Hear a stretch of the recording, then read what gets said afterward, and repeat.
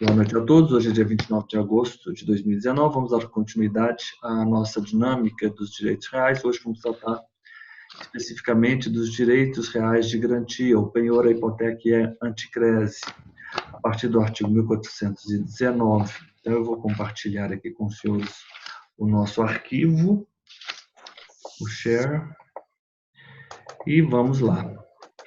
Então, hoje nós temos a Elisa, a Fernanda e o Renato. Elisa, a que fica sujeito, nas dívidas garantidas por penhor, anticrese ou hipoteca, o bem dado em garantia?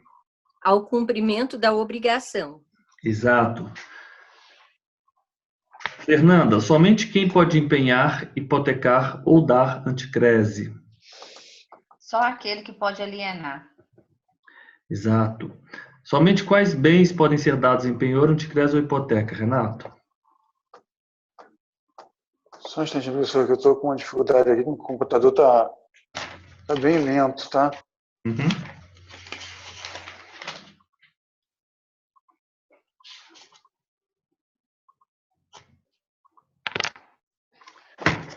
(1420). Só os bens que podem se... eu estou vendo pela lei, porque é melhor. Eu não estou conseguindo abrir. Só os bens que se podem alienar poderão ser dados em penhor. Anticrese e hipoteca. Só os bens que se podem. Então, só pode empenhar quem pode alienar. E somente os bens que se podem alienar são aqueles que podem ser dados em penhor, anticrese ou hipoteca.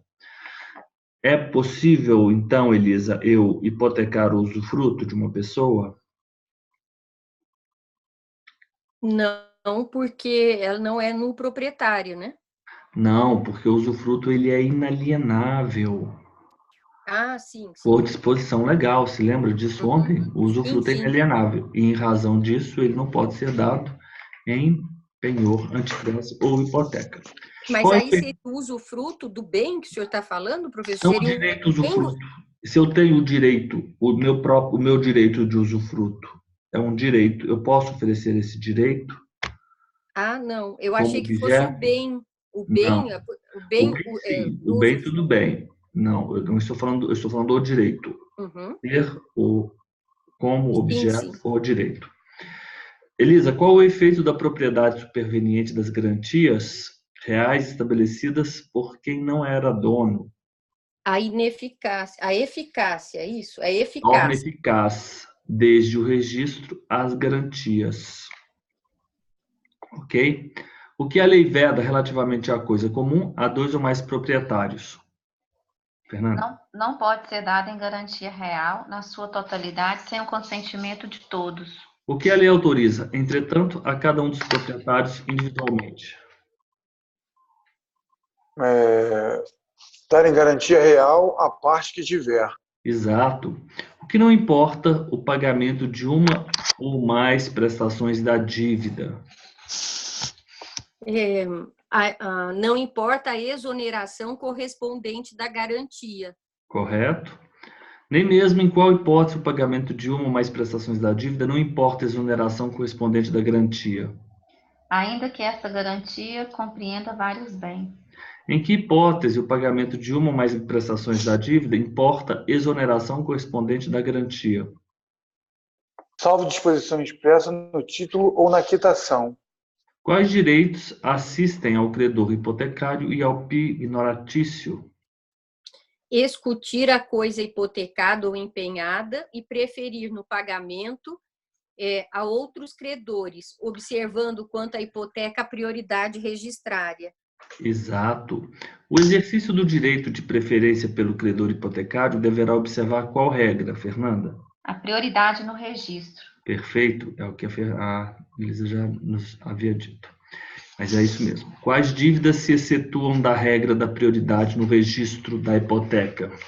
As dívidas que, em virtude de outras leis, devam ser pagas principalmente a quaisquer outros créditos. Perfeito. Qual o direito assiste ao credor anticrético enquanto a dívida não for paga? Reter em seu poder o bem. Enquanto a dívida não for paga. Perfeito. Em qual prazo se extingue o direito do credor anticrético de reter em seu poder o bem enquanto a dívida não for paga? 15 anos da data de sua constituição.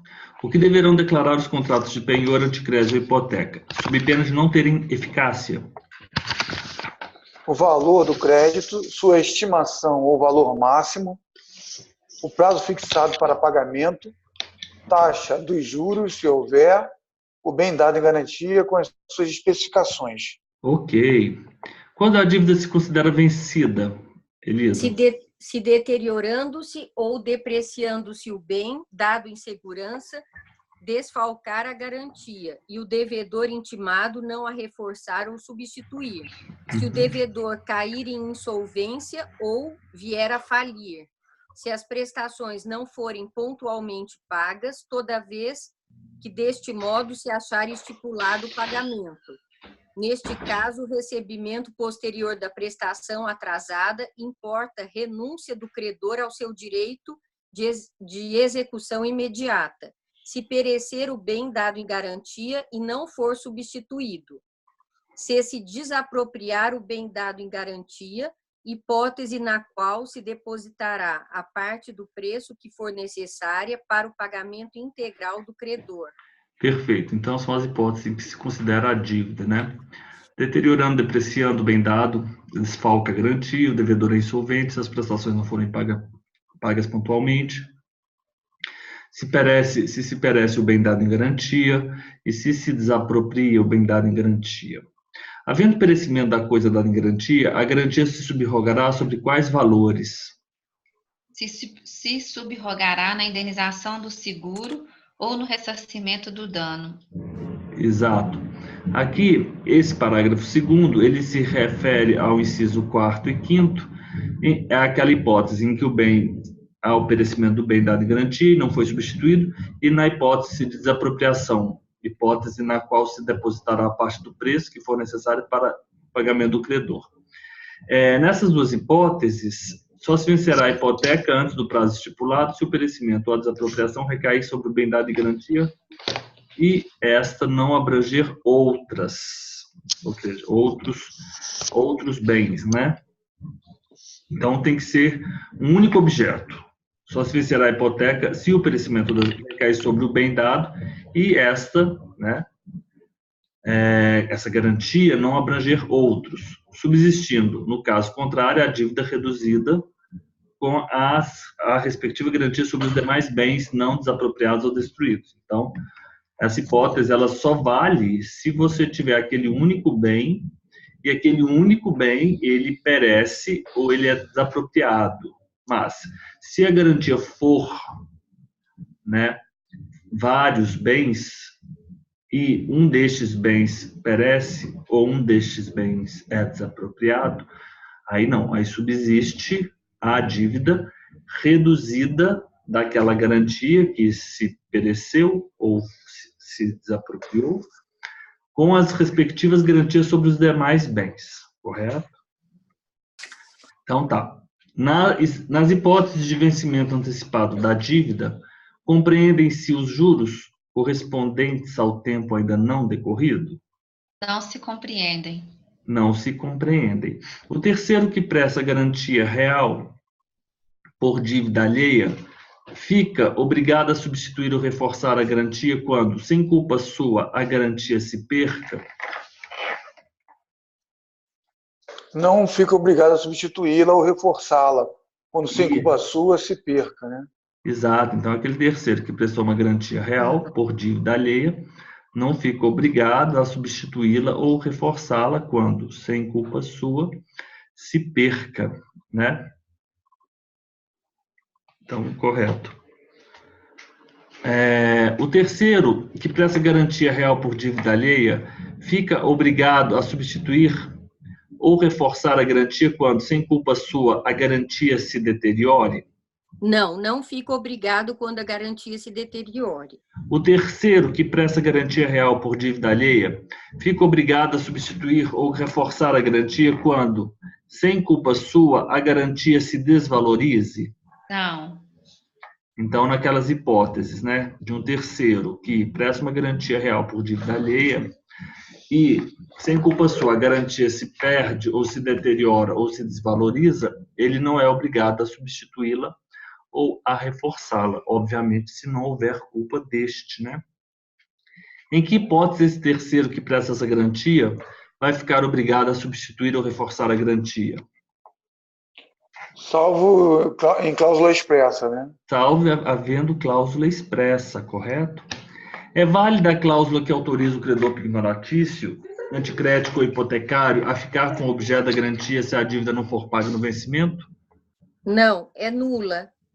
Esse artigo é super importante nesse tema. Isso é nulo, essa cláusula que autoriza o credor pignoratício, anticrético ou hipotecário a ficar com o objeto da garantia se a dívida não for paga no vencimento. Agora, o parágrafo único diz uma outra coisa que é diferente. Ó, vamos lá. Embora seja nula a cláusula que autoriza o credor pignoratício, anticrético ou hipotecário a ficar com o objeto da garantia se a dívida não for paga no vencimento, o que a lei faculta ao devedor após o vencimento da dívida?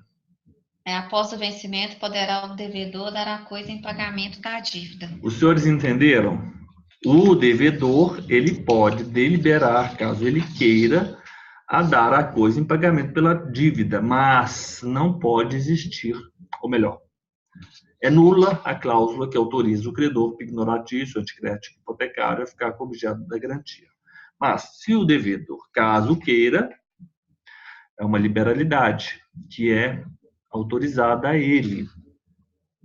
Os sucessores do devedor, eles podem remir parcialmente o penhor ou a hipoteca na proporção dos seus quinhões? Não, não podem. Não, eles não podem. Eles não podem. Então, se, por exemplo, eles receberam um determinado imóvel, correto? Ou então uma determinada fazenda, e essa fazenda estava hipotecada. Essa fazenda foi dividida, tem aí o condomínio, né? Mas as pessoas elas já têm as partes, né? Definidas, né? É o que eles falam pró-diviso, né? É o que é dito, que se diz pró-diviso. Então, um dos herdeiros, né? Um dos filhos, ele tem interesse em não ter não se ter mais aquela hipoteca, né? Eu não vou dizer que a hipoteca é sobre o que é um dele, porque isso é, de certa forma, até inadequado. A hipoteca é sobre todo o bem, melhor dizendo, sobre toda a herança, né? Que é, no caso, esse imóvel, essa fazenda. Então, ele não pode simplesmente pagar a parte dele, correto? Ele tem que pagar, se for o caso, toda a hipoteca. E aí ele terá o direito regressivo contra, ele se subroga, né, nos direitos do credor relativamente aos outros, né, aos outros. Vamos lá. O sucessor do devedor não pode remir parcialmente na proporção dos seus quinhões. Qual direito assiste a qualquer dos sucessores do devedor relativamente à remissão do penhor da hipoteca? Ele pode remi-lo integralmente. Perfeito, não há problema relativamente a isso. Professor, essa remissão como é? Eu nunca sei. É com C cedilha ou 2 S? Com C cedilha. Remir a hipoteca. Essa remissão é com C cedilha, porque a remissão é o substantivo. Com C cedilha corresponde ao verbo remir. Remir. Enquanto a remissão com 2 S's corresponde ao verbo remitir. Perdão, sim. Quando eu falo sobre a remissão da hipoteca, você já assistiu as minhas aulas da 6.015 alguma vez? Não, professor, ainda não. Então, quando eu faço as minhas aulas da Lei 6.015, tem um capítulo próprio no final da Lei 6.015 que vai tratar da remissão, correto? Essa remissão, se você se atentar e se você for, ela é uma remissão com C cedilha. E o que é isso? É o resgate da hipoteca. É você liberar o bem porque houve o adimplemento da obrigação. Então, aquele bem não vai ter mais não será mais o objeto, né? Não será mais a garantia para o adimplemento de uma determinada obrigação. Então, a primeira informação que eu trago quando eu inicio a essa aula é simplesmente fazer essa diferenciação entre o verbo remir, que corresponde à remissão com C cedilha e, portanto, ao resgate da hipoteca, e o verbo remitir, que corresponde à remissão com os dois S's, que é o perdão, que é um instituto distinto. Você, Elisa, como você é muito religiosa e você provavelmente reza muito, né? Você não tem uma oração católica que fala remitir os pecados? Tem, professor, é da Salve Rainha. Salve Rainha, exatamente. E quando você vai à missa, a missa não é para pedir perdão? Sim. Entendeu a relação? Então, aí o senhor colocou que era do remissão, né, com dois S, para a gente associar a perdoar, né? Exato. O remissão é o remissa, é a missa. Uhum. Correto? Então, o remitir. Elisa, você sabe que a maioria dos exercícios da primeira fase você consegue resolver sabendo essa diferença? Nossa, isso é muito. Basta essa diferença. O remissão com C cedilha é o resgate da hipoteca. Correto? Vamos adiante. Então,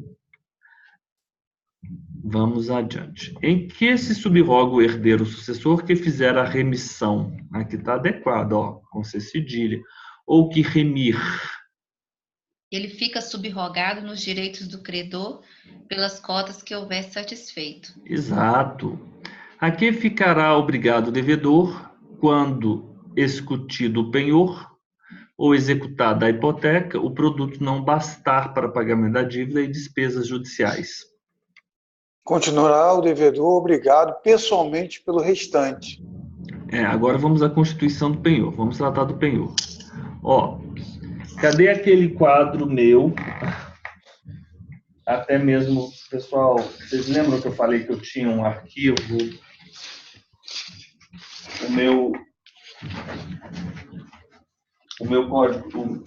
não, peraí. Eu andei procurando um esquema que eu tinha de direito civil, o meu livro de direito civil, vocês lembram disso? Eu vivia brincando e falava assim, eu posso perder minha mala, mas eu não posso perder esse caderno aqui. Achei, tá aqui, ó. E fazia um bom tempo que eu não ouvia, que saudade que eu estava aqui do meu, ó, tá vendo? Olha aqui que eu tenho aqui, ó. Isso aqui é preciosíssimo, eu venho aqui, ó, já achei. Por isso que não dá para ficar em folhas soltas, Elisa. Ó, já achei aqui, tá vendo? Uhum. É isso que eu quero. Deixa eu mostrar para vocês. É isso aqui, Elisa. Se lembra disso? Então, professor, esse daí, quem foi o seu aluno que falou que é uma maravilha ficar só por aí revendo? Não tem Deve ter sido você mesmo, Elisa, não foi você? Não, eu adoro também, mas teve um que falou que antes da primeira fase ele só estuda por aí, na viagem. Não me lembro, não. É porque você gosta desses esquemas, né? Eu adoro, o Renato também. Também gosta, mapa mental para mim. Ó, você localizou aí, Renato? Localizou, Elisa? Eu tô com ele aqui. Professor, esse aí eu não tenho, não. Eu também não tenho, não. Tô aqui, vocês estão falando, eu tô procurando. Tá, vou mandar para você. Porque eu tenho todos também. Peraí. Ó, vamos lá. Fica excluindo, né, o Renato. Vamos lá, vou mandar de novo para vocês. Não, de novo não, né? Se vocês não tinham. É claro que eu não tenho isso decorado, né? Mas toda vez que eu vou estudar e se eu for fazer uma revisão rápida, eu consigo rever, né, o quadro. Porque é difícil, né? Até o quadro é difícil. Mas quando nós estamos aqui fazendo a aula, é fácil. É mais fácil do que ficar aí no... vou mandar aqui no grupo, tá? Então, vocês já vão imprimindo. Ok. É um desafio se organizar e localizar a informação. Isso aí os senhores vão se aprimorando durante o decorrer do estudo, da trajetória de vocês. Os senhores devem estar conscientes de que a informação registrada pelos senhores, na minha aula, nesses mapas mentais, em vídeos na internet, ou vocês têm que, de certa forma, mantê-la adequada ou organizada de determinada maneira para que você tenha o acesso rápido. Eu já falei, eu coloco essas folhas A4, vou lá na papelaria, coloco a molinha e faço. O meu livro aqui já está terminando. Então, por exemplo, eu consigo localizar tudo que eu tenho aqui, entendeu? Esses esquemas de aula, porque depois a gente acaba se perdendo. Vamos lá. Mas, professor, o seu material já está pronto para lançamento.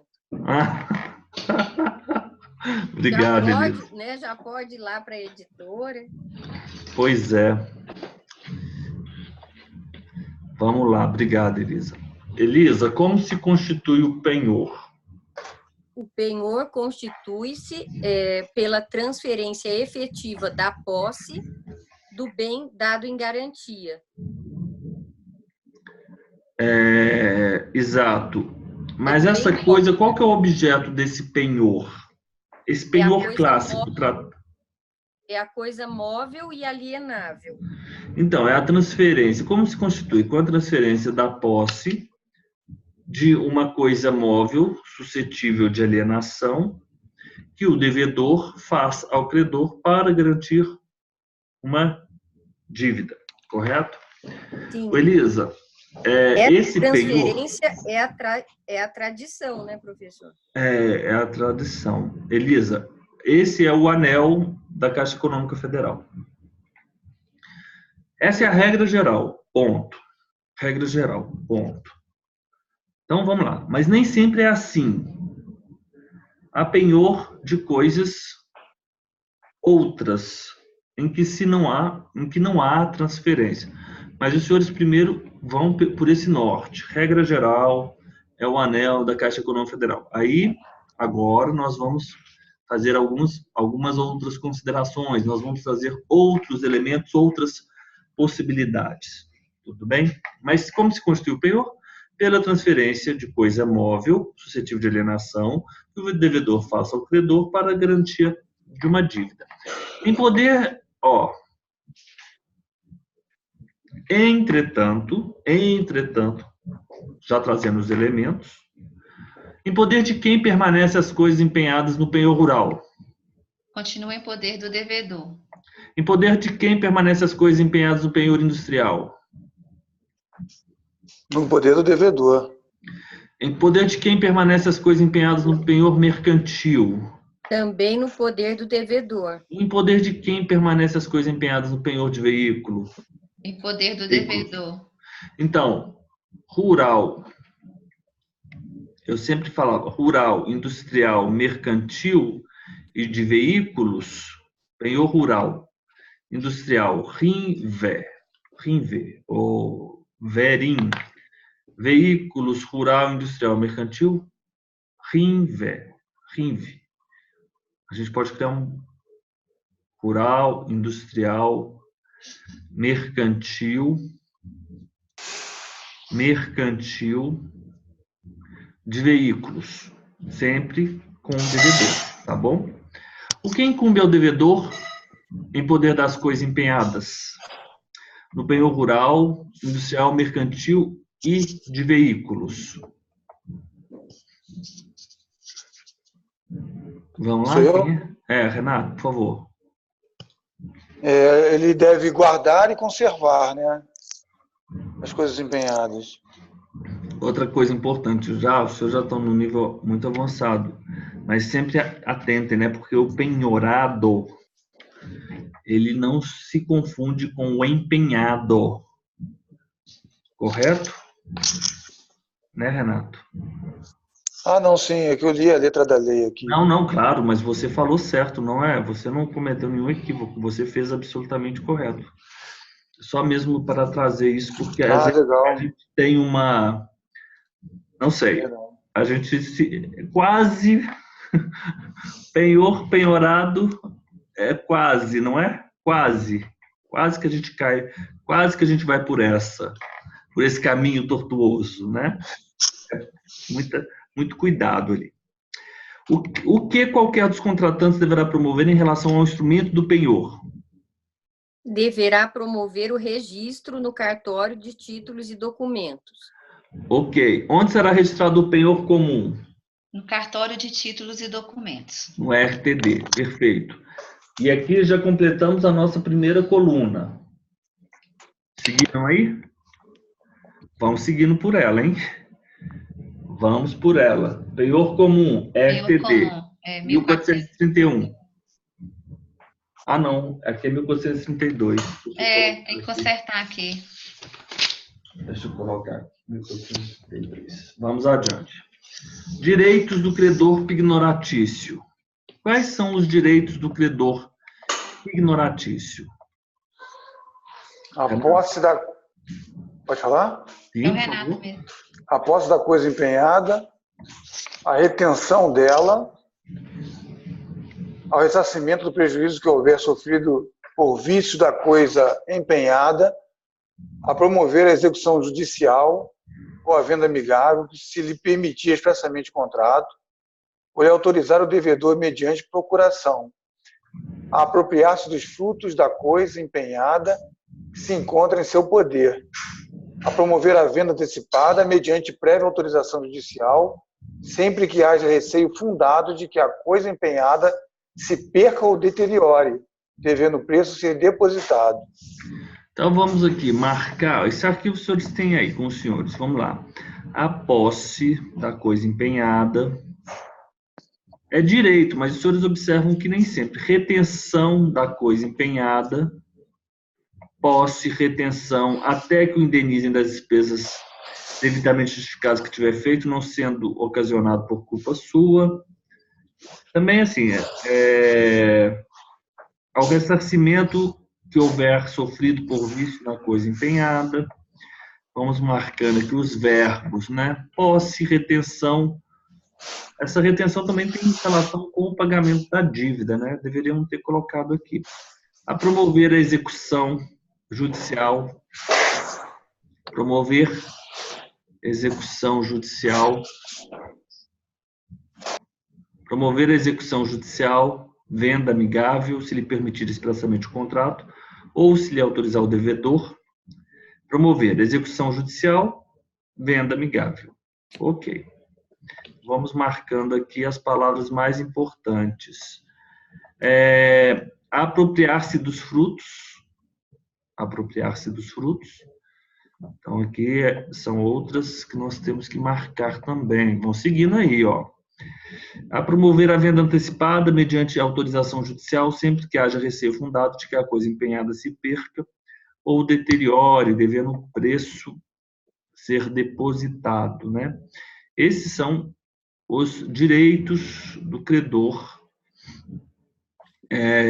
pignoratício, né? Vamos adiante. 1433. O credor não pode ser constrangido a devolver a coisa empenhada.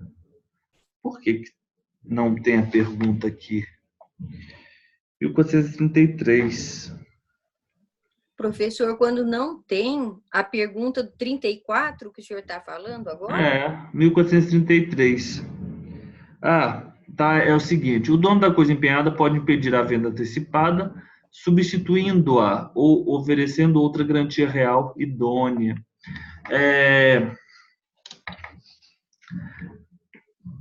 Como o dono da coisa empenhada pode impedir a venda antecipada? De que modo? O que a lei diz que o dono da coisa empenhada deva fazer deva promover, né? Por isso que devo ter apagado por acaso aqui. Não sei se é um arquivo dos senhores. Vamos lá, Elisa. O que o dono da coisa empenhada pode fazer para impedir a venda antecipada? O que ele tem para impedir? Ele tem a faculdade de substituir a coisa empenhada. E ainda uma outra, qual seria? E a outra seria vender apenas uma parte da coisa, Não, suficiente para oferecer pagar. outra garantia real. Ah, não, professor, eu estou lendo então o artigo errado, desculpa. Ele pode Então, substituir. ele pode impedir a venda antecipada, substituindo a coisa empenhada ou oferecendo outra garantia real idônea. Exato. Como o dono da coisa empenhada pode impedir a venda antecipada? Ou seja, para que o que a lei diz. É difícil fazer essas perguntas, não são fáceis. Se os senhores têm alguma sugestão? Se tiverem... Qual a faculdade do titular da coisa empenhada para impedir, qual é o direito dele para impedir a venda antecipada? Seria isso? Não é bem faculdade, não. Sabe por quê, Elisa? Porque ele não tem faculdade. Ele tem um direito. Obrigação que ele tem. Ele tem uma faculdade, mas condicionada. É uma faculdade, mas não é uma faculdade. Se ele quiser impedir a venda, ele vai ter que promover estes atos. Então, quais os atos o titular da coisa empenhada... Quais os atos o titular da coisa empenhada deverá promover... Quais os atos do titular da coisa empenhada para impedir a venda antecipada? Não, eu acho melhor, ver se ficou melhor assim. Quais os atos o titular da coisa empenhada deverá promover para impedir a venda antecipada? Ficou melhor? Professor, fiquei hoje pensando, como o senhor tem capacidade de fazer tanta pergunta, né? Eu estava olhando o jardim e eu falava, meu Deus, se o professor fica fazendo pergunta, deve ser uma loucura isso, né? Não é fácil. Eu perco assim, agora eu já estou ficando um pouco mais habituado. Mas você sabe que isso dá uma noção tão profunda da estrutura do artigo, eu acho isso interessante. É difícil escrever com a pergunta, fazendo a pergunta, quais os atos o titular da coisa empenhada deverá promover para impedir a venda antecipada. Professor, o senhor também já pode lançar esse material, nossa. Mesmo que o senhor quisesse fazer o flashcard, sabe? Só fazer as perguntas. Já é maravilhoso. Aqui o credor não pode ser constrangido. Não pode ser constrangido a devolver a coisa empenhada ou uma parte dela antes de ser integralmente pago. O que pode o juiz determinar a requerimento do proprietário, do devedor? Que seja vendida apenas uma das coisas ou parte da coisa empenhada, suficiente para o pagamento do credor. Exato. O proprietário ele coloca como devedor. Agora vamos para as obrigações do credor. Nós vimos aqueles direitos e agora nós temos as obrigações. Elisa, a que o credor pignoratício é obrigado? É obrigado à custódia da coisa como depositário e ao ressarcimento da coisa ao dono se ela se deteriorar, se ela se perder ou deteriorar e ele for o culpado, podendo o devedor, o credor pignoratício, não, professor, aí já me perdi, eu tenho que ler, né? 1435, inciso 1, vamos lá. Credor pignoratício é obrigado à custódia da coisa como depositário e ao ressarcimento da perda ou deterioração da coisa a que for culpado ao dono, podendo ser compensada na dívida até a concorrente quantia, a importância dessa responsabilidade. Ele é obrigado ainda à defesa da posse da coisa empenhada e à cientificação ao dono da coisa empenhada relativamente às circunstâncias que tornem necessário o exercício de ação possessória. É obrigado ainda à imputação do valor dos frutos de que se aproprie nas despesas da guarda e conservação da coisa, nos juros e no capital da obrigação garantida sucessivamente. É obrigado, ainda uma vez, a restituir a coisa com os respectivos frutos e acessões, uma vez paga a dívida. E é obrigado, finalmente, à entrega do que sobeje do preço quando a dívida for paga, no caso da obrigação de restituição de frutos e accessões. Não, é no caso da execução judicial ou da venda amigável. Ah, então não é o quarto desse daí, né? Lá Não, é do o quarto do 1433. 33. Tá. É. Então é isso, custódia da coisa, ressarcir o dono, ao dono a perda ou deterioração de que for culpado, né? Aí você vai compensar na dívida a concorrente quantia, né? Então, se perdeu aquele anel que estava na caixa, teve uma vez aí que eu soube que em São Paulo eles assaltaram um cofre, roubaram as joias aí valiosas, né, que tinham sido oferecidas em penhor. Ou não, acho que foram joias que estavam guardadas no cofre, joias de família. Não é bem um caso. Mas o exemplo se aplicar-se a essa situação, né? Perda ou deterioração. Defesa da posse da coisa empenhada, da ciência ao dono dela, das circunstâncias que tornarem necessário o exercício de ação processória. Imputar o valor dos frutos, né, nas despesas de guarda e conservação, nos juros, no capital da obrigação, restituir a coisa com os respectivos frutos e accessões, uma vez paga a dívida, a entregar o que souber do preço quando a dívida for paga, no caso da execução judicial ou venda amigável, né, expressamente permitida pelo contrato ou autorizada por procuração pelo devedor. Continuamos. Da extinção do penhor. Agora vamos lá. Continuamos aqui com a extinção do penhor. Como se extingue o penhor, Fernanda?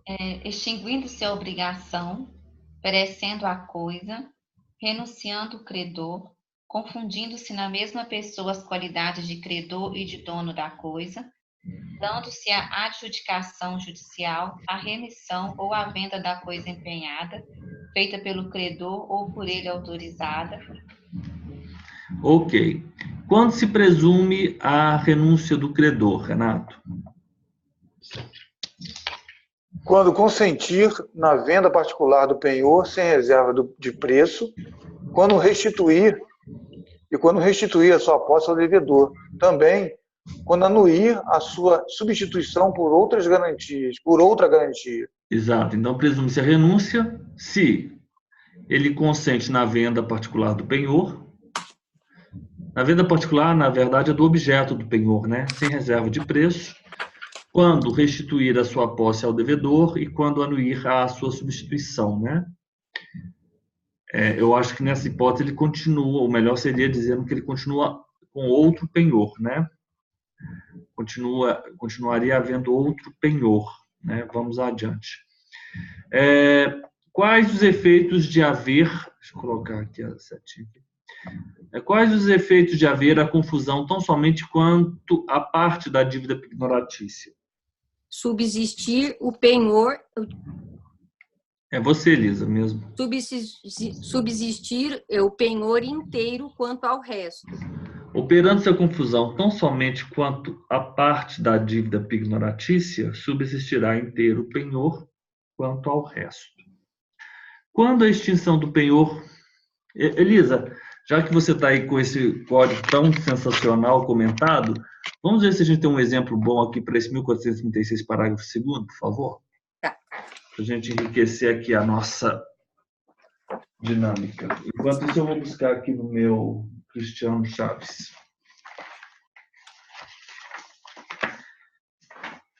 É o 1437, né, professor, que o senhor quer? Ou não, 1436, parágrafo 2º. Tá, 1236, parágrafo 2º. 1436.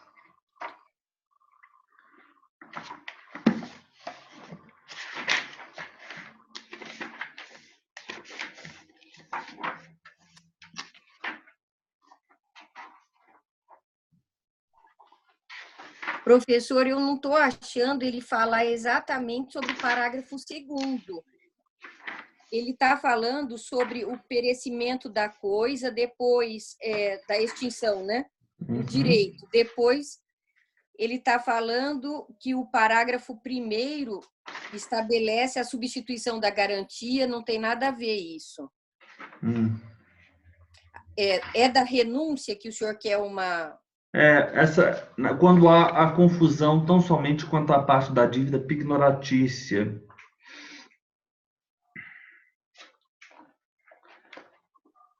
Então, aqui ele está falando da renúncia, confundindo-se na mesma pessoa as qualidades de credor e dono da coisa, seria isso? Olha só, deixa eu dar uma lida aqui nesse exemplo trazido aqui pelo professor Cristiano Chaves e Nelson Rosenwald.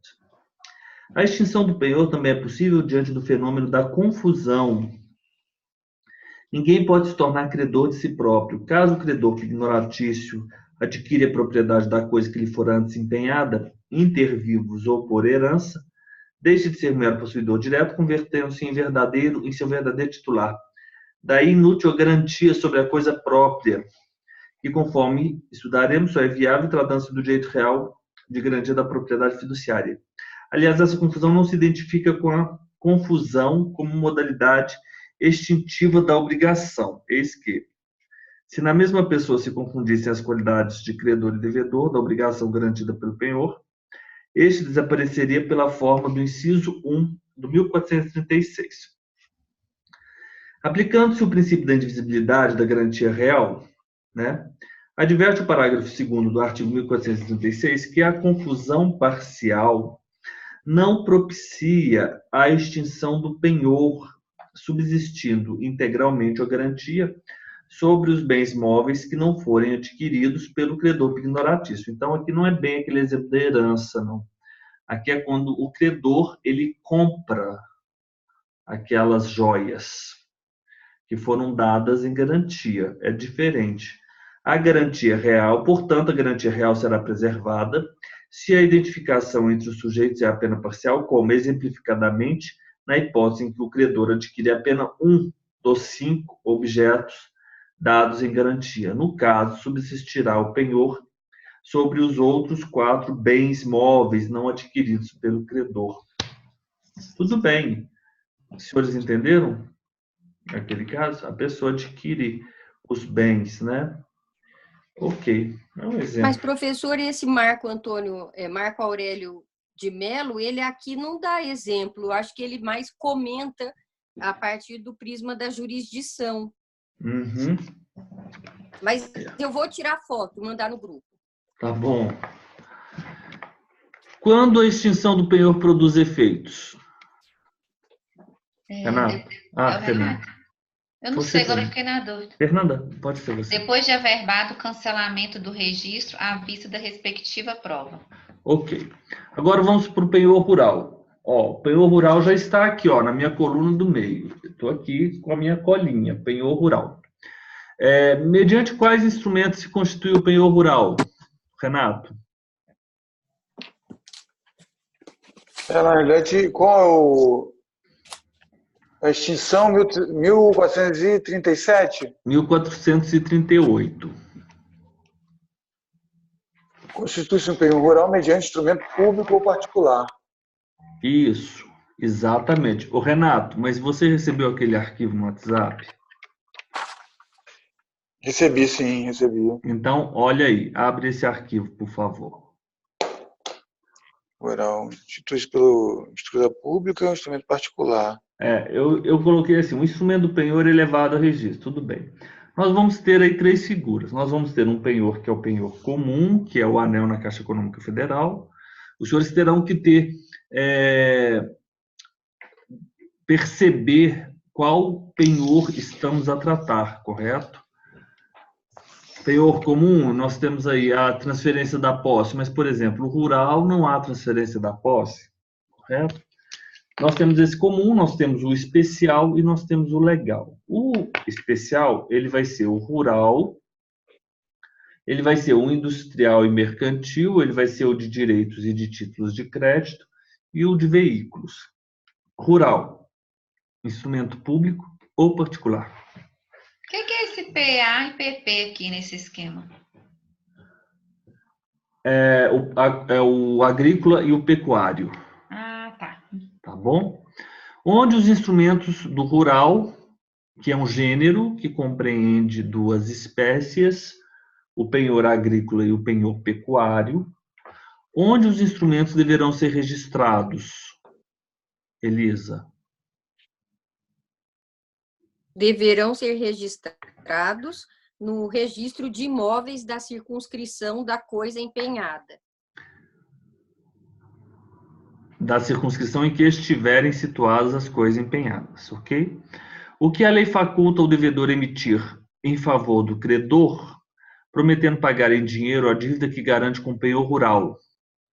Qual que é o Emitir a nome? cédula rural É a pignoratícia. cédula rural pignoratícia. A que forma deverá obedecer a emissão dessa cédula?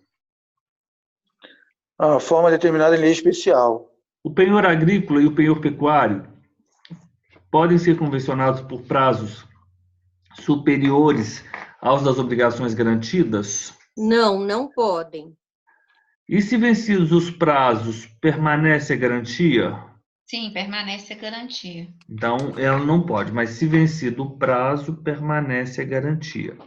Embora vencidos os prazos, permanece a garantia por qual período? Enquanto subsistirem os bens que a constituem. Exato. O que se deve promover relativamente à prorrogação? A averbação no registro de imóveis respectivo, mediante requerimento do credor e do devedor. Exato. A averbação da prorrogação, ela deve ser requerida por quem? Requerimento do credor e do devedor. Se o prédio estiver hipotecado, é necessária a autorização do credor hipotecário na constituição do penhor rural? Não, não é necessário. Independe de anuência, né? Depende A não. constituição do penhor rural prejudica o direito de preferência da hipoteca do prédio? Não, não prejudica. A constituição do penhor rural restringe a extensão da hipoteca ao ser executada? Nem restringe a extensão da hipoteca ao ser executada. Qual o direito assiste ao credor relativamente ao estado das coisas empenhadas? A verificar o estado das coisas empenhadas, inspecionando-as onde se acharem. O credor ele tem esse direito, correto? Quem deverá promover a inspeção das coisas empenhadas? O próprio credor ou preposto seu. Perfeito, perfeito. Você está seguindo pelo seu livro aí, do seu código comentado? Ainda, professor, o seu ainda não chegou, mas logo chegará. Eu estou seguindo pelo próprio Vademecum. Tá bom, tá bom. Quando a gente acha um livro assim que a gente se identifica, a gente fica, né, colado, né? Fica viciado, né? Mas eu tenho vontade, professor, de mandar tantos livros para o senhor, porque às vezes nem sempre eu tenho repetido, né? Mas aí eu falo, meu Deus, mas eu não sei para onde o senhor vai morar, né? Para montar a biblioteca. Não, você já me presenteou muito, tá ótimo. Eu vou ficar até constrangido se eu receber mais um presente. Agora só ela presente cobra, do ela Renato, manda da a Fernanda. Agora é só deles, Elisa. Ela manda a conta. Ó, então nós sabemos que nós temos um genérico, que é o rural, e esse genérico nós temos duas espécies. O penhor agrícola é a primeira delas, e o outro é o penhor pecuário. Quais bens podem ser objetos de penhor agrícola?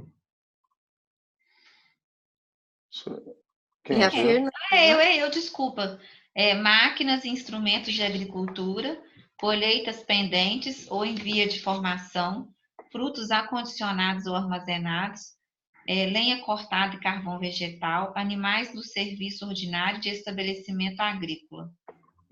O penhor agrícola, que recai sobre a colheita pendente ou em vias de formação, abrangerá qual colheita no caso de frustrar-se ou ser insuficiente a que se deu em garantia? A imediatamente seguinte. O que a lei faculta ao devedor na hipótese de o credor não financiar a nova safra? Era o Renato, não era não? Tranquilo, vamos agora. Tem problema não. O que a lei, Renato, faculta ao devedor na hipótese de o credor não financiar a nova safra? Poderá o devedor constituir com outrem novo penhor. Os senhores entenderam, né? Qual o limite da quantia máxima do novo penhor constituído? Fernanda, então vai, que eu já falei. Equivalente à do primeiro. Em quantia máxima equivalente à do primeiro. Como a lei define a ordem de preferência dos penhores? Vai, Elisa, pode ir agora para acertar. Não? Vai, Elisa, para a gente acertar isso aí. Então, o professor, a quantia máxima, então, o segundo penhor terá preferência sobre o primeiro, é isso que o senhor quer saber? Exatamente. É o seguinte, se você pode oferecer aquela colheita futura como garantia para o adimplemento de uma obrigação que você está travando hoje, que é justamente um financiamento para você ter dinheiro para você fazer a plantação, correto? Mas pode ser que aquela colheita que garantiria o adimplemento do financiamento, ela se frustrou. Então, vai recair, por força da lei, o penhor sobre a colheita subsequente, a imediatamente seguinte. Só que, embora essa tenha se frustrado, ainda é necessário mais dinheiro para o financiamento da nova safra, da próxima. E aí, pode ser que esse agente, esse credor, não financie essa nova safra. Então, o devedor, ele poderá conseguir um novo financiamento com outrem. E aí ele poderá, este devedor, constituir com outrem novo penhor, que é essa nova safra, mas que essa nova safra, por força da lei, já seria garantia para aquela safra, para aquele financiamento daquela safra que se frustrou. Vocês estão entendendo como está ocorrendo essa situação? Sim. E qual o limite da quantia máxima do novo penhor? Equivalente à do primeiro. E qual é a ordem de preferência? Como se fosse uma sanção por ele não ter financiado aquela nova safra, né, em virtude daquela anterior ter se perdido, correto? O segundo penhor terá preferência sobre o primeiro. Ficou claro?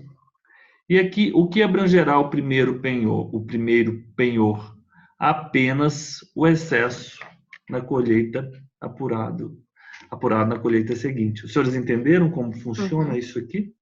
Muito simples. Agora vamos lá para o penhor pecuário, que é o penhor rural. Quais os animais podem ser objetos do penhor pecuário? Animais que integram atividade pastoril, agrícola ou de laticínios. Regra geral, o devedor poderá alienar os animais empenhados? Não. O que será necessário para o devedor alienar os animais empenhados? Depositar os animais sob a guarda de terceiro ou exigir que seja paga a dívida imediatamente. Não, Elisa. Não? O que é necessário para o devedor alienar os animais é prévio consentimento por escrito do credor. Professor, prévio consentimento do credor. Sim, por escrito. Por escrito. O que poderá requerer o credor quando o devedor pretender alienar o gado empenhado ou, por negligência, ameaçar prejudicar o credor? Que se depositem os animais sobre a guarda de terceiro ou exigir que se lhe pague a dívida de imediato. Exato. Renato, o que ocorre aos animais da mesma espécie comprados para substituir os mortos? Ficam substituídos no penhor, subrogados. A substituição é presumida? Sim, presume-se a substituição. Para a substituição ter eficácia perante terceiro, o que deverá constar no respectivo contrato? Menção adicional ao respectivo contrato, a qual deverá ser averbada. Para a substituição ter eficácia perante terceiro, só terá eficácia se constar menção adicional ao respectivo contrato, a qual deverá ser averbada. Do penhor industrial e mercantil. O que pode ser objeto de penhor industrial e mercantil?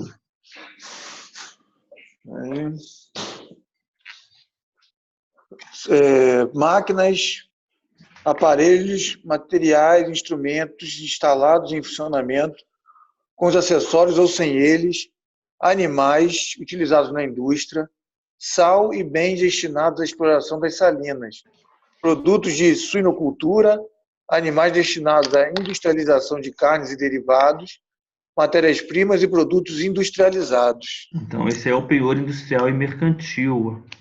Quais disposições aplicar-se-ão ao penhor das mercadorias depositadas nos armazéns gerais? As regras relativas aos armazéns gerais. Exato.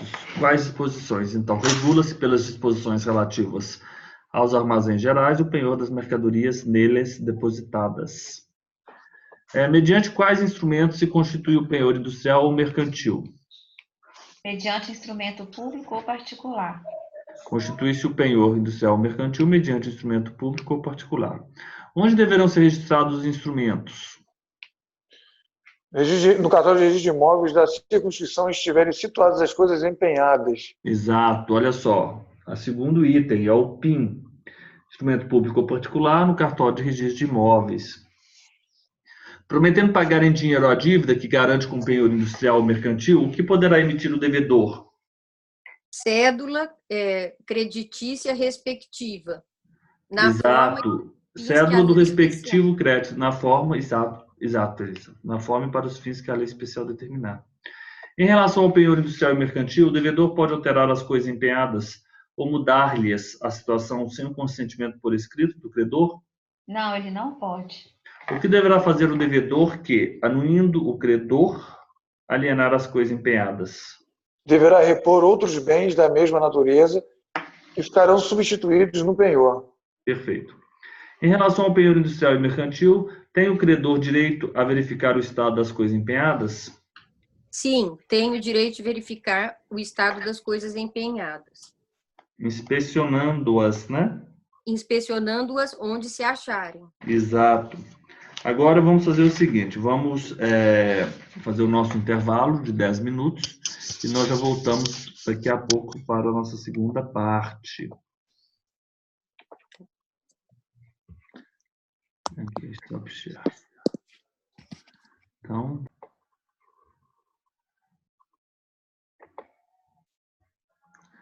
vamos voltando. Ei, vamos lá, Elisa.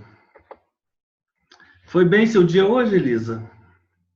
Professor, está muito seco aqui o tempo, então está muito abafado, assim, mas está seco, está difícil, mas foi bom.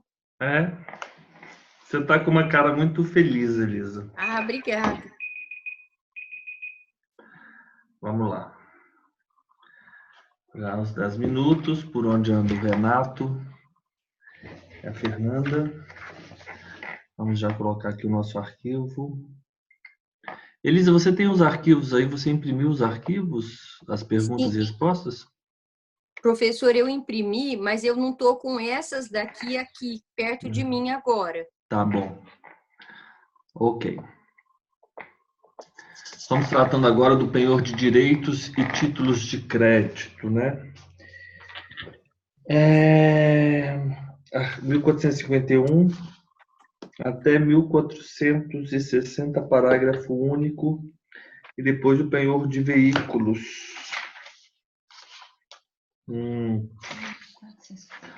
Vamos lá.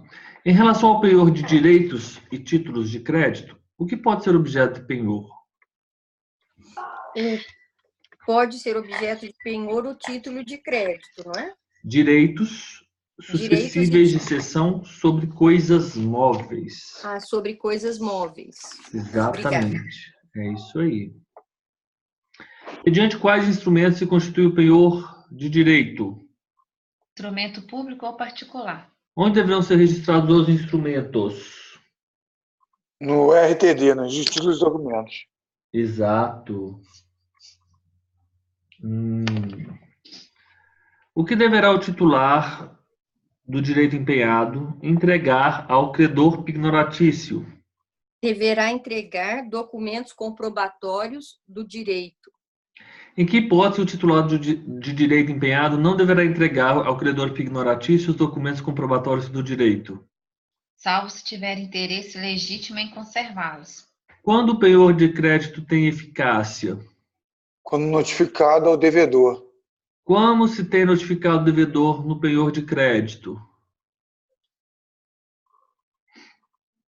Quando, por instrumento, não, quando o devedor se declarar ciente da existência do penhor.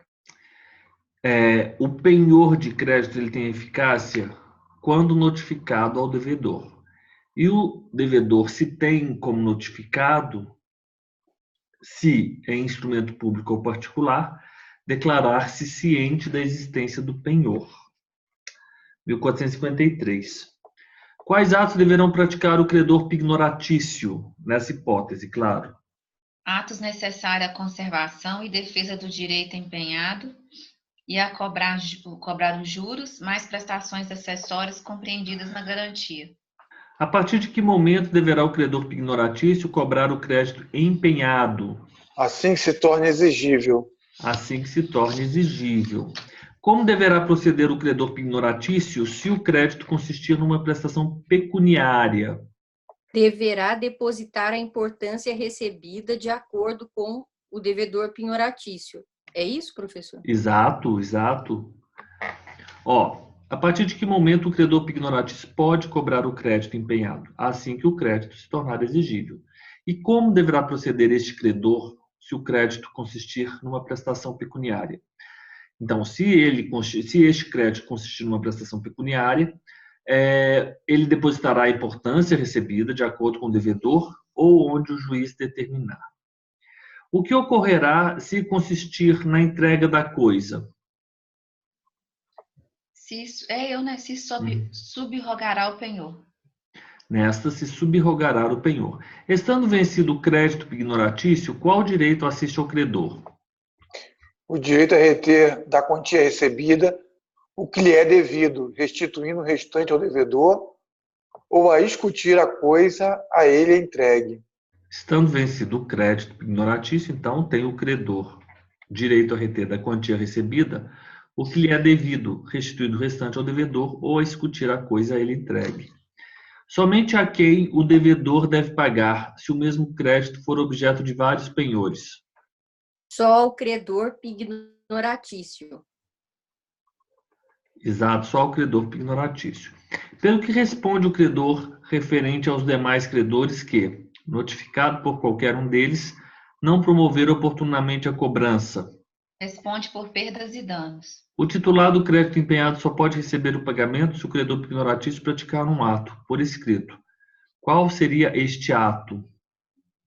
Anuência por escrito. Exato, anuência por escrito do credor pignoratício. O que ocorre ao penhor na hipótese de o titular do crédito empenhado receber o pagamento com a anuência por escrito do credor pignoratício? Extingue-se o penhor. Exato. Mediante quais instrumentos se constitui o penhor que recai sobre título de crédito? Mediante instrumento público ou particular ou endosso pignoratício. Nessa hipótese do meu... Vamos adiante. Essa parte aqui tem uma colocação, mas vamos adiante. Relativamente ao penhor que recai sobre... Pois não. É aquela observação que o senhor falou, que é modo de constituição do penhor, exclusivamente de título de crédito, desde que o titular entregue o título de crédito, por endosso mais tradição? Endosso pignoratício, né? Não, essa aqui é a estrutura anterior, Por exemplo, se eu tenho um crédito, um direito a receber, aquilo eu posso ceder, eu posso empenhar, eu posso dar empenhor, né? Se o crédito, estando vencido o crédito pignoratício, tem o credor o direito a reter da quantia recebida o que lhe é devido. Enfim, vamos deixar aqui com uma interrogação essas perguntas, vamos adiante. Só tem um quadro que eu quero fazer, mas eu prefiro ir adiante e deixar marcado aqui, eu vou marcar aqui um pontinho, depois eu faço breves comentários sobre alguns poucos artigos. Acho mais eu acho contraproducente parar no decorrer da dinâmica. Vamos vencendo os artigos. Mediante quais instrumentos se constitui o penhor que recai sobre título de crédito? Já me disseram, mediante instrumento público ou particular ou endosso ignoratício. Correto? É isso? Quem respondeu? Foi eu. Então tá. Relativamente ao penhor que recai sobre título de crédito, o que é necessário ocorrer ao título? Com a tradição do título ao credor. A tradição do título ao credor. A tradição do título ao credor. Deixa eu ver aqui se tá. Ok, vamos continuando. Quais disposições aplicar-se-ão ao penhor que recai sobre título de crédito? As disposições gerais deste título e no que couber a presente seção. Então, disposições gerais do penhor da hipoteca e da anticrese e as que couber do penhor de direito e títulos de crédito. Ao credor em penhor de títulos de crédito, compete quais direitos? Fernanda. Conservar a posse do título e recuperá-la de quem quer que o detenha, usar dos meios judiciais convenientes para assegurar os seus direitos e os do credor do título empenhado, fazer intimar ao devedor do título que não pague ao seu credor enquanto durar o penhor, receber a importância consubstanciada no título e os respectivos juros, se exigíveis, restituindo o título ao devedor quando este solver a obrigação. Solver, né? Falei solver, né? Solver. Ao credor, em penhor de título de crédito, compete o direito de conservar a posse do título e recuperá-la de quem quer que o detenha, usar dos meios judiciais convenientes para assegurar os seus direitos e os direitos do credor do título, fazer intimar ao devedor do título que não pague ao seu credor enquanto durar o penhor, correto? Senhores entenderam essa estrutura? Por quê? O credor, ele transfere a uma outra pessoa o título. Então, nós temos um credor pignoratício e um credor do título de crédito. Então, o credor do título de crédito, ele é, na verdade, o devedor pignoratício. Os senhores entenderam isso? Sim. É aquela estrutura. Eu já fiz essa estrutura no quadro para os senhores. Receber a importância ao credor em penhor de título de crédito, receber a importância consubstanciada no título e os respectivos juros, se exigíveis, restituindo o título ao devedor quando este solver a obrigação. Quando este solver a obrigação. O que não poderá fazer o devedor do título empenhado e receber a intimação prevista no artigo 1459-3 ou se der por ciente do penhor? Não poderá pagar ao seu credor. Qual a consequência legal se o fizer? Solidariedade. Então, o devedor do título empenhado, que recebe aquela intimação, o devedor do título empenhado, recebe a intimação. Qual é a intimação? 1459, inciso 3. O credor empenhou de título compra o direito de fazer intimar o devedor do título. Porque aqui nós temos o seguinte: nós temos uma pessoa que, vamos colocar, emitiu um título de crédito. Então, aquela pessoa, ela é a devedora, ela emitiu um título de crédito em favor de um credor. Então, aquela pessoa é o Joaquim, sou eu, vamos imaginar, emitiu um título de crédito em favor da Elisa. Então, a Elisa, ela tem um direito, ela está com esse título de crédito. Ela, para garantir o financiamento, ela apresenta à Fernanda o título, ela dá como objeto, como garantia, como objeto da garantia para o adimplemento da obrigação dela, Elisa, com a Fernanda, o título de crédito que ela tem, meu, correto? E ela, portanto, a Fernanda, nos termos do artigo 1459, a Fernanda, que ela é a credora da Elisa, correto? Vocês estão entendendo o que eu estou a dizer? Ela é obrigada a fazer intimar ao devedor do título que não pague a Elisa, enquanto durar o penhor, correto? E aí, qual a consequência? O que não poderá fazer o devedor? Aí, eu, Joaquim, eu não posso, o devedor do título empenhado, que receber a intimação, eu não posso, tendo recebido a intimação de que aquele título, ele garantia o adimplemento de uma obrigação entre a Elisa e a Fernanda, então eu não posso, recebendo uma intimação da Fernanda, pagar a Elisa. Correto? Vocês estão entendendo? Porque se eu fizer, eu paguei a Elisa. Eu paguei a Elisa. Vamos imaginar aí que eu tinha emitido um cheque. Eu paguei a Elisa.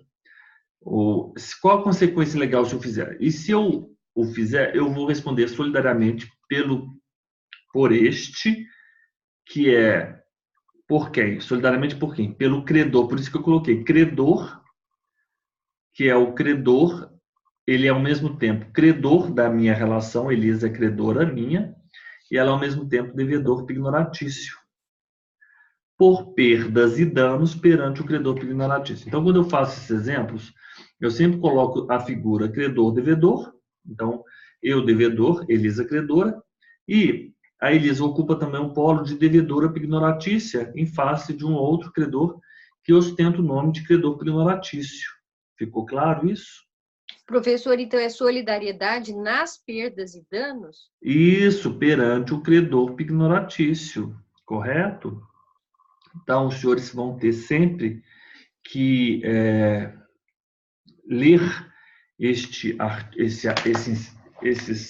disposições, simplesmente tendo em mente essas regras. Eu vou só mostrar as minhas canetas Lumicolors pequenas. Só marcar aqui para vocês. Então, o credor, deixa eu só tirar aqui. Isso aqui vocês nem precisam anotar. Deixa eu só marcar aqui. O credor, no caso, a Elisa. Correto? Eu sou o devedor da Elisa. Eu sou o devedor, então eu sou o Joaquim. Eu emiti um título de crédito em favor do credor. E a Elisa, ela, para garantir o adimplemento de uma obrigação, ela apresentou esse título de crédito à Fernanda, que ostenta a condição de credora pignoratícia. Credora pignoratícia. E a Elisa passa também a ostentar não só a condição de credora, mas, concomitantemente, ela é a devedora pignoratícia. Devedora pignoratícia. Pignoratícia.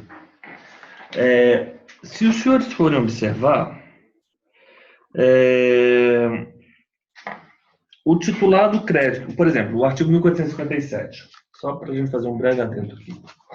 O titular do crédito empenhado, quem que é o titular do crédito empenhado? O titular do crédito empenhado é Elisa.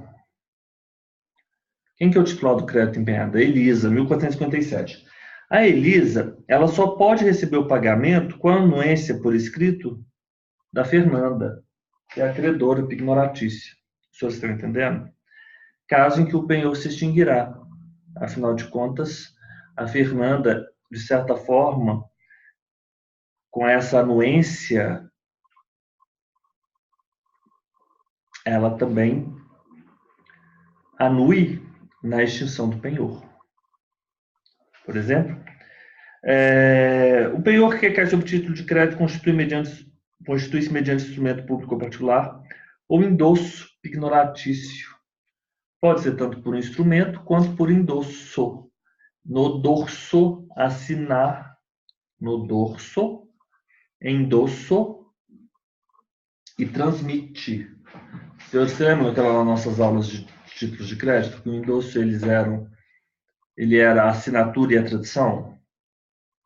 Endosso no dorso. No dorso.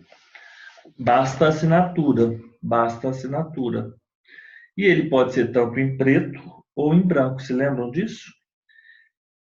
Se eu simplesmente assinar no verso do título de crédito, e não apontar, indicar, escrever o nome da pessoa que vai receber o título de crédito, o nome desse endosso é o endosso em branco. Se, por outro lado, a Elisa ela assinou o título de crédito, afinal de contas, ela era credora, ela tinha o título do devedor, sou eu, e ela assinou o nome da Fernanda, então é o endosso em preto, correto? Então, o penhor que recai sobre título de crédito, aí eu fiz essa anotação, ó, o PDTC, o penhor, aí vão lá na coluna, estamos juntos aqui, ó, estou usando a minha colinha, quero que os senhores também a usem. O penhor de direitos, instrumento público ou particular, RTD. O penhor de títulos de crédito, instrumento público ou particular, mas não apenas, também endosso ignoratício. Correto? Então, por exemplo, o 1457, se os senhores preferirem, os senhores podem marcar de amarelinho. Ó, é fácil esse artigo, 1457. Vou marcar aqui, 1457 é fácil. O 1458 é fácil. Ao credor, em penhor de título de crédito, compete o direito de... Ao credor. Qual credor? A Fernanda. A Fernanda. Tanto é verdade que ela tem obrigação, ou melhor, ela tem um direito, engraçado isso, né? Engraçado no sentido de interessante, que curioso. Ela tem o direito, mas o direito dela é de intimar a pessoa.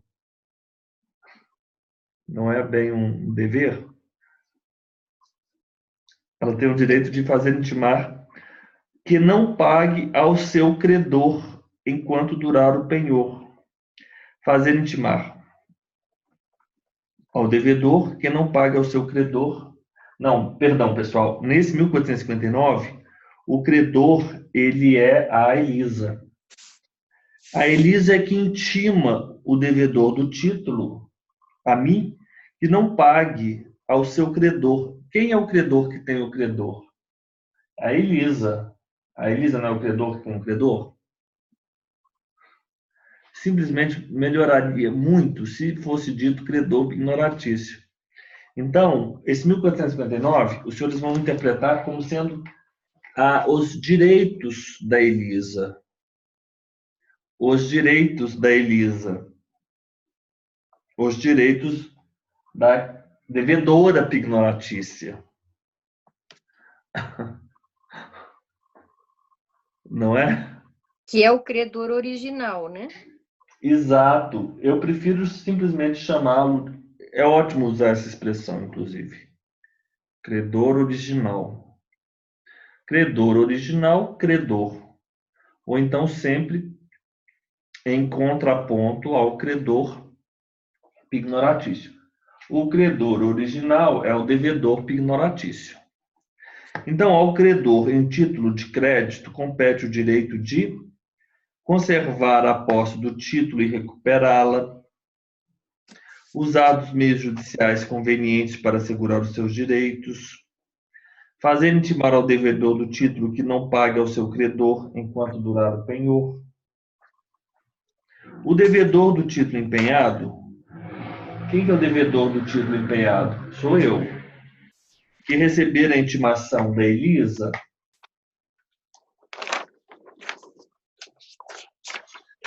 ou se der por ciente no penhor, não poderá pagar a Elisa. Se o fizer, responde solidariamente perante quem? Perante a Fernanda. Ok? Se o credor der quitação ao devedor do título empenhado, deverá saldar imediatamente a dívida, ou seja, se o credor Elisa der quitação, se o credor originário ou se o devedor pignoratício der quitação ao devedor do título empenhado, a mim, você imediatamente deve saldar a dívida em cuja garantia se constituiu o penhor. Então, imediatamente você tem que saldar a dívida do credor pignoratício. Mas eu achei interessante porque é o seguinte, no 1459, ele diz que conserva a posse o credor. eu estou bem seguro que esse credor é Elisa e é o devedor pignoratício. Mas, em algum momento anterior, a transferência, a transferência do título para, no parágrafo único. Ah, não, mas aqui é titular de direito empenhado. O credor não tem eficácia.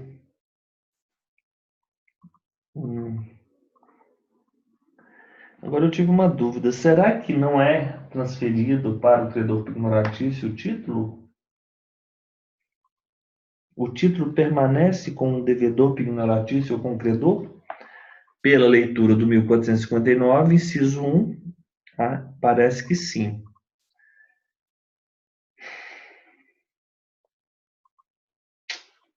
Estando vencido o crédito, tem um credor direito a reter da quantia recebida que lhe é devida e restituir ao devedor.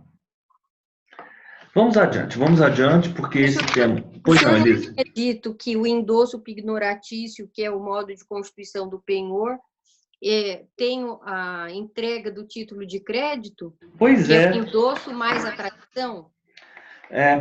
Mas é assim, claro, a questão é isso que se apresenta como um desafio. O 1459 diz que o credor ele deve conservar a posse do título e recuperar de quem quer que detém. Será que esse primeiro inciso ele diz respeito ao credor pignoratício ou ao credor Elisa?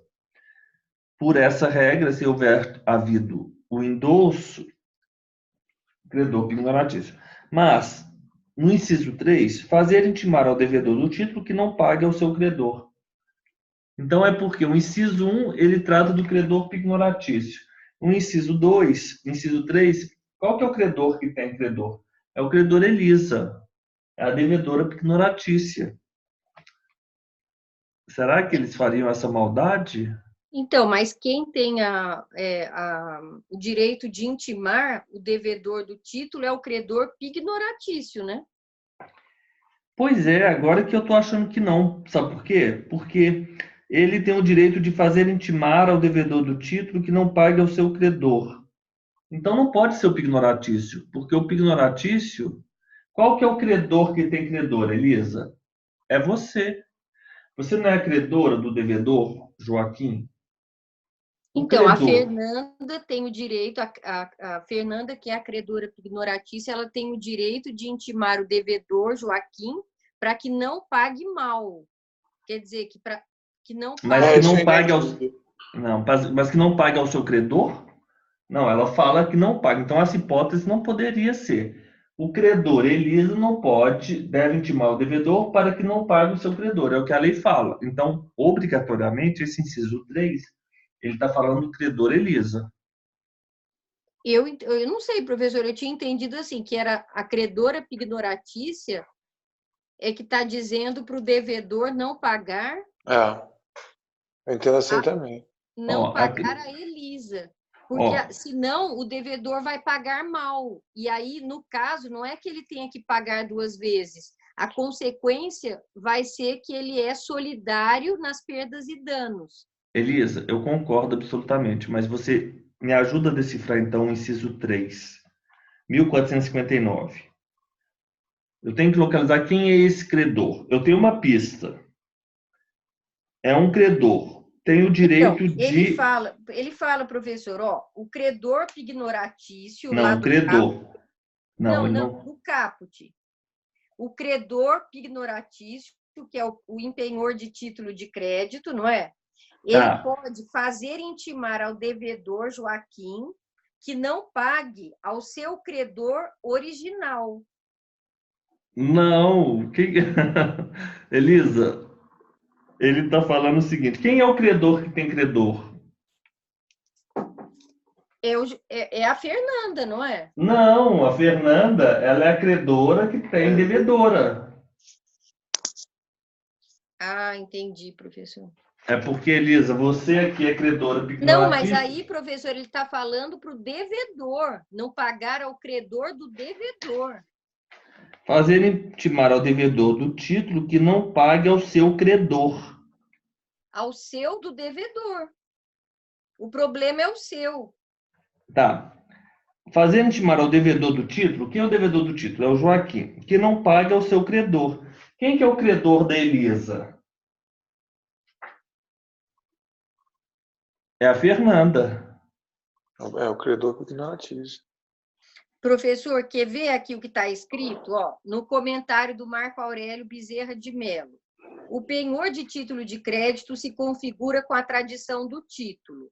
Por causa disso, o credor pignoratício terá direito à posse e à proteção possessória e poderá se utilizar dos meios judiciais para proteger, né, para salvaguardar os seus direitos e os do credor do título empenhado, que é o devedor pignoratício. Assim como sucede no penhor de direitos, o credor pignoratício de títulos de crédito deve intimar o devedor do título empenhado para que não pague ao credor do título empenhado durante o prazo do penhor, sob pena de valer o pagamento feito pelo devedor do título ao seu credor. Tá. Fazer intimar ao devedor do título que não pague ao credor do devedor do título. Tá certo. Então, aí ele fala, por último... Não, mas é verdade. Então é isso mesmo. Ele é credor pignoratício. Eu vou escrever aqui. Agora faz todo sentido isso, porque não é o seu credor, credor dele. Não é o credor dele. É o credor do devedor. É o credor do devedor. Ô, Elisa, você já percebeu que aqui na nossa língua portuguesa, não sei se é no Brasil, se em Portugal, eles têm um preconceito muito grande em falar do dele e dela? Sim. Já. Eu acho isso um equívoco. É um equívoco, porque de repente a gente tem que falar, né, dele ou dela. Seria também, professor, ele teria que falar, então, ao credor deste que é o devedor do título, né? E aí eles ficam colocando sua e seu sua de forma inconsequente. Sim. Em todas as hipóteses, e aí acontece isso. Fazer intimar ao devedor do título que não pague ao seu credor, ao credor dele. Dele, devedor. Não seria melhor? Sim, mas eu ainda acho que eu colocaria ao credor deste, né? Ou ao credor do devedor. É o ao credor, E qual que é o problema em repetir? Então, eu vou, de fato, 1459 agora ficou mais fácil. Ele é o credor e a gente vai... Eu vou ter que colocar aqui com um lápis bem levinho. Nem sei se eu deveria fazer isso, mas eu vou correr esse risco. Né? Porque não pode, né? Eu vou colocar o seguinte. Artigo 1459, observação. Vou colocar observação aqui na minha observação. Artigo 1459. Ao credor é igual ao credor pignoratício. Ao credor pignoratício. Ao credor é igual ao credor pignoratício. Então, nós temos aqui a credora, vou até fazer esse esquema aqui. Credora pignoratício. Título de crédito. Credor, que é também devedor pignoratício.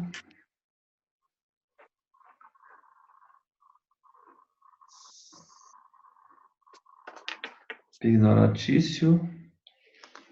E temos o devedor. Ok.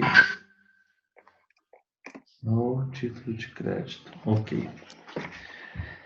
Então, o 1459 ficou simples. O 1460, o devedor do título empenhado que recebe ou se der ciente do penhor, não pode pagar ao seu credor. Ok. Ao seu credor original, senão ele paga mal. Exatamente. Se o fizer, responderá solidariamente por este, por perdas e danos perante o credor pignoratício. Ok, então esse aqui também ficou muito fácil. 1460, 1460, 1459, parágrafo único, né?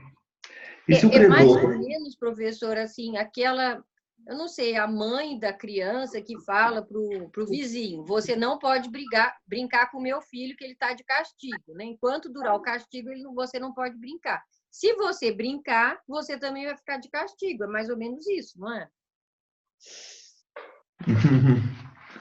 Não, eu não Nesse sei se dá para exemplo, entender, mas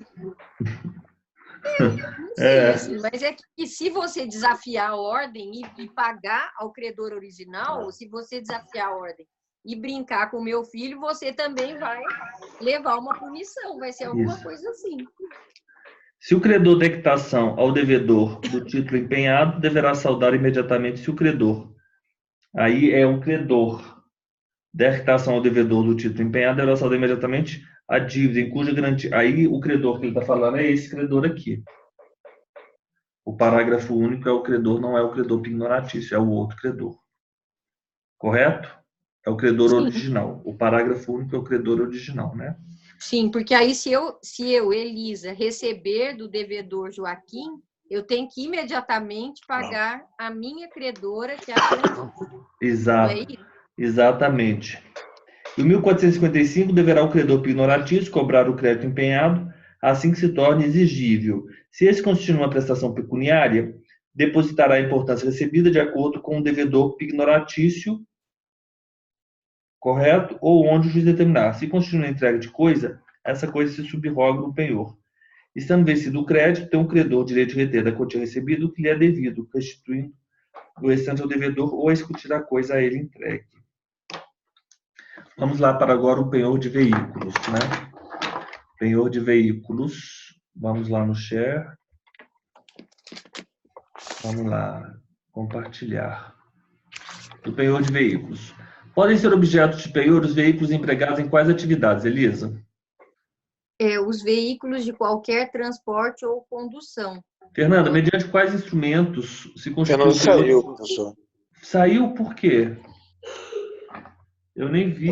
Ela mandou eu não vi ainda, mas ela... Ela teve que buscar a filha dela na igreja. Tá bom. Ok. Bom, professor, eu adoro os pais desse grupo, todo mundo é super responsável.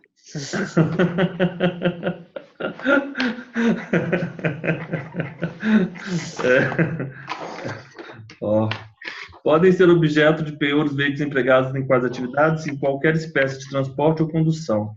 Renato, peraí, tá errado isso aqui. Há um erro de português. Mediante quais instrumentos se constitui o penhor de veículos? Mediante instrumento público ou particular. Onde os instrumentos deverão ser registrados, Elisa? No cartório de títulos e documentos. No domicílio do devedor, com anotação no certificado de propriedade.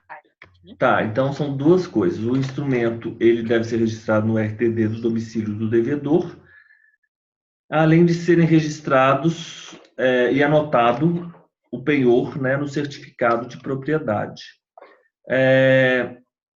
Renato, a que poderá o devedor, prometendo pagar em dinheiro a dívida garantida com o penhor? Emitir cédula de crédito. A cédula de crédito será emitida em qual forma e para quais fins? Na forma de lei especial e para os fins que a lei especial determinar. A forma e para os fins que a lei especial determinar. O que é necessário haver previamente para se fazer o penhor de veículos?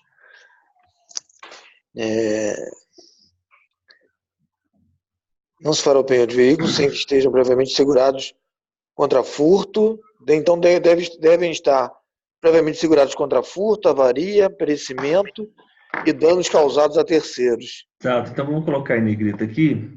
Segurados, né? Contra furto, avaria e danos causados a terceiros, né? Qual direito assiste ao credor? O de verificar o estado do veículo empenhado, inspecionando onde se achar, por si ou por preposto. Exato, perfeito. Renato, quem deve promover a inspeção do veículo? O credor por si ou por pessoa que credenciar. credor ou por pessoa que credenciar, perfeito. O que importará a alienação do veículo empenhado sem prévia comunicação ao credor? Vencimento antecipado do crédito dado, do crédito pignoratício. Isso, alienação do veículo empenhado, vencimento antecipado do crédito pignoratício. O que importará a mudança do veículo empenhado sem prévia comunicação ao credor? No vencimento antecipado do crédito pignoratício. Qual o prazo máximo pelo qual se pode convencionar o penhor de veículos? Máximo de 2 anos. Prorrogável até o limite de igual tempo, né? De 2 anos. De outros 2 anos, né? Não, até o limite de igual tempo. Então, se o penhor de veículo foi convencionado por 1 ano, ele é prorrogável por Sim, 1 ano. Por até outros até o 2 limite de igual tempo. Renato, o que deverá ocorrer à prorrogação? Será averbada da prorrogação à margem do registro respectivo. Averbada a prorrogação à margem do registro respectivo. Agora vamos passar para o penhor legal. E, Lisa, relativamente ao penhor legal, quem são os credores pignoratícios, independentemente de convenção?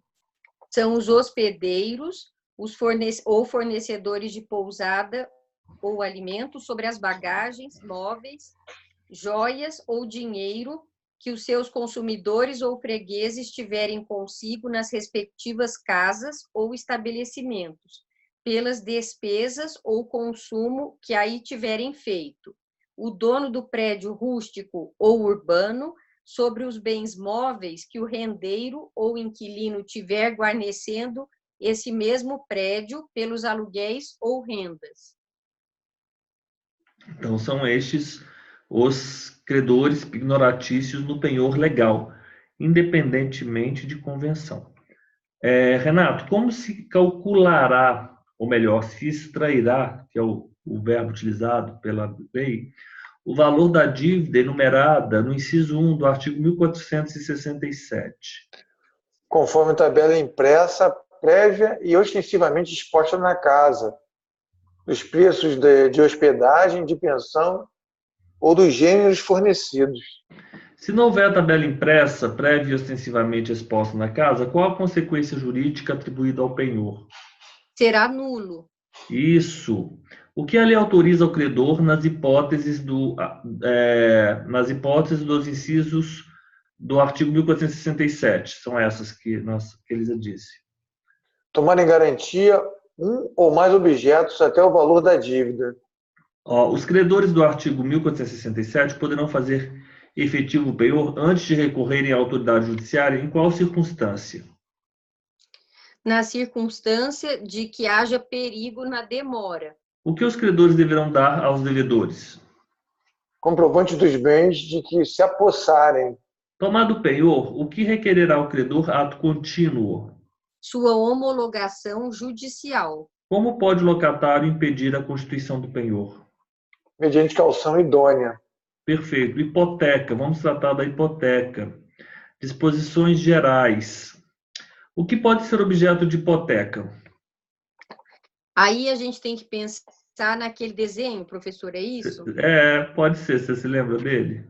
Então, tem a mesa, né? A mesa que é o imóvel. Exato. Sobre a mesa há um domínio direto, não é? Há um dado. Então, que é o domínio direto e domínio útil. Isso. E depois tem um urso. É isso? Uma estrada de ferro. E a estrada de ferro. Então, os objetos possíveis são imóveis, no caso, né? Depois, os acessórios do imóvel, conjuntamente com os imóveis, o domínio direto, domínio útil, que é do dado, as estradas de ferro, e o urso são os recursos naturais das jazidas, minas e demais recursos minerais potenciais de energia hidráulica, independentemente do solo onde se encontrem. Aí o senhor falou que tinha que desenhar o navio e o avião, né? Você tem um navio em cima, eu desenho um porta-aviões. Então, aí os navios e as aeronaves, e depois o DUEM e o DRU, que aí o DUEM é o direito de uso especial para fins de moradia e o DRU, direito real de uso. Drups. E, por último, a propriedade superficiária. Exatamente. Mas aí, professor, e o direito de laje? Porque a propriedade superficiária é a origem do direito de laje, né? Não está na lei, então a gente não poderia, né?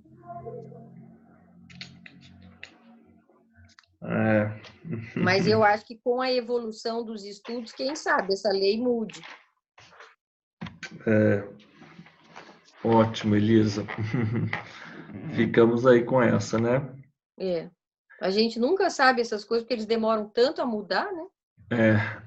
Por quais disposições reger-se-ão a hipoteca dos navios e das aeronaves, Renato? Regenciar pelo disposto em lei especial. Os direitos de garantia instituídos nas hipóteses no 9 e 10, que é a concessão de uso especial para o direito real de uso e a propriedade superficiária, são esses? Sim. O direito real de uso ficam limitados a qual período? A duração da concessão ou do direito de superfície. Caso tenham sido transferidos por período, né? Ou melhor, concedidos, né? Ele fala transferidos, mas é concedidos. Por período determinado. O que a hipoteca abrange? Todas as acessões, melhoramentos ou construções do imóvel. O que ocorre aos ônus reais constituídos e registrados anteriormente à hipoteca sobre o mesmo imóvel? Subsistem. Aqui está... Esse sim não faz o menor sentido. O que ocorre aos ônus reais constituídos e registrados anteriormente à hipoteca sobre o mesmo imóvel? Subsistem. Qual efeito a lei atribui à cláusula que proíbe ao proprietário alienar imóvel hipotecado? É nula. O que se pode convencionar se o imóvel for alienado? Que vencerá o crédito hipotecário. O que a lei autoriza ao dono do imóvel hipotecado relativamente ao imóvel hipotecado? Mediante novo título, em favor do mesmo ou de outro credor. Isso. Constituir outra hipoteca, né, sobre ele. Exato. Mediante novo título. Outra hipoteca. Regra geral, o que não se permite ao credor da segunda hipoteca, embora vencida? Executar o imóvel antes de vencida a primeira hipoteca. Em que hipótese o credor da segunda hipoteca poderá executar o imóvel antes de vencida a primeira hipoteca? Salvo no caso de insolvência do devedor. A lei considera insolvente o devedor que faltar ao pagamento das obrigações garantidas por hipotecas posteriores à primeira? Não. Ok. Se o devedor da obrigação garantida pela primeira hipoteca não se oferecer no vencimento para pagá-la, o que a lei autoriza ao credor da segunda hipoteca? O credor da segunda pode promover-lhe a extinção. Então, se o devedor da obrigação garantida pela primeira não se oferecer no vencimento para pagá-la, o credor da segunda pode promover-lhe a extinção. Como o credor da segunda hipoteca pode promover a extinção? Consignando a importância da primeira hipoteca e citando o primeiro credor para recebê-la e o devedor para pagá-la. O que ocorre na hipótese de o devedor não pagar e o segundo credor efetuar o pagamento? Se subrogará os direitos da hipoteca anterior. Perfeito. O fato de o segundo credor se subrogar nos direitos da hipoteca anterior afeta os direitos que lhe competem contra o devedor comum?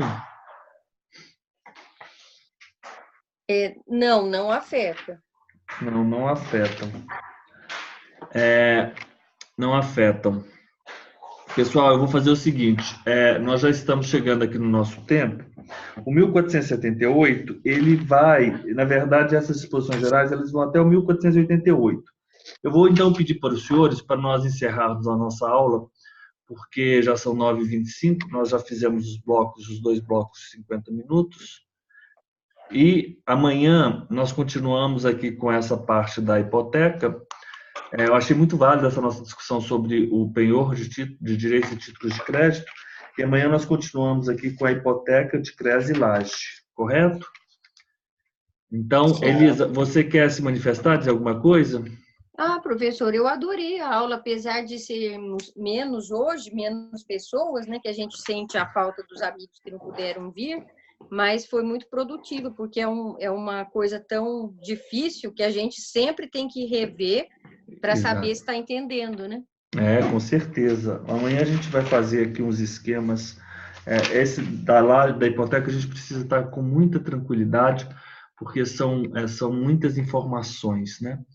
Renato, com a cabeça fresca, é isso que eu quero dizer para os senhores. Mas a Renato, gente fazer isso com o seu, assim, o senhor com a sua retaguarda e seu conhecimento, a gente se sente mais seguro, porque isso daqui é muito difícil. obrigado, Elisa. Mas a gente vai aos poucos, né? Cada um dos artigos. Renato. Não, professor, tranquilo. Amanhã, então, 9 horas, né? Ah, não, amanhã tem um curso 9 horas, hein? Né, Elisa? Você está fazendo um curso 9 horas, né? Ó, amanhã nós vamos entrar no 1829, inciso 1, com aquele quadro mesmo, e temos aí algumas variáveis, né? Eu coloquei ali os exercícios com filhos, com filiação híbrida, além de nós termos uma sucessão clássica, com o descendente concorrendo com o ascendente, eu incluí ali a possibilidade de filiação híbrida e também filhos comuns, para nós aplicarmos o percentual do 25%. Tá bom? Então tá. Então até amanhã e a gente Até amanhã, professor. às 9 horas. Até amanhã, Liz. Tchau. Até amanhã. Tchau.